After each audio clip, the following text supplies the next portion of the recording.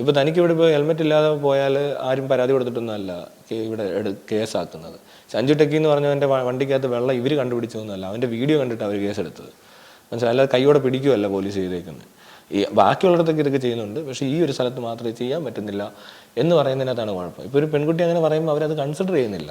മനസ്സിലായില്ല, അവർ അതങ്ങനെ വെച്ചുകൊണ്ടിരുന്നു. ഇനി വീണ്ടും ഒരു പോലീസ് സ്റ്റേഷനിൽ പരാതിയുമായി പോകണത്. അപ്പോൾ ഇത് ഗവൺമെൻറ് തന്നെ ഇനിഷ്യേറ്റീവ് എടുത്ത ഒരു കമ്മിറ്റിയാണ്. അവിടെ അവർ ചുമ്മാ വഴിയെ പോയവരോടൊന്നും അല്ല പറഞ്ഞേക്കുന്നത്. ഇതിനകത്ത് ഇവർ പറഞ്ഞിട്ടുണ്ടെങ്കിൽ അവർക്ക് പ്രതീക്ഷ ഉണ്ടായിരിക്കും, ആ കമ്മിറ്റി എന്ന് പറഞ്ഞവർക്ക് എല്ലാം ഒരു പ്രതീക്ഷയുണ്ട് എന്തെങ്കിലും ഒരു നീതി ലഭിക്കുമെന്ന്. അതെങ്ങനെ ചുമ്മാ അങ്ങോട്ട് വന്നിട്ട് അവരെങ്ങനെ കഥ പറയാൻ വന്നവരൊന്നും അല്ല അവർ. അവർക്ക് എന്തെങ്കിലും തരത്തിൽ ഇതിനകത്തുനിന്ന് ഒരു ആക്ഷൻ ഉണ്ടാകുന്ന പ്രതീക്ഷയോടെ തന്നെ ആയിരിക്കും അത്രയും പേര് സംസാരിച്ചത്.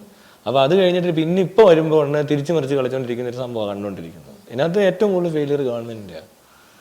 ഇത് ആണ് തീർത്തും നിഷ്ക്രിയമായ ഒരു ഭരണകൂടം ഈ ഒരു സീനിൽ നല്ലപോലെ റിഫ്ലക്റ്റ് ചെയ്യുന്നുണ്ട്.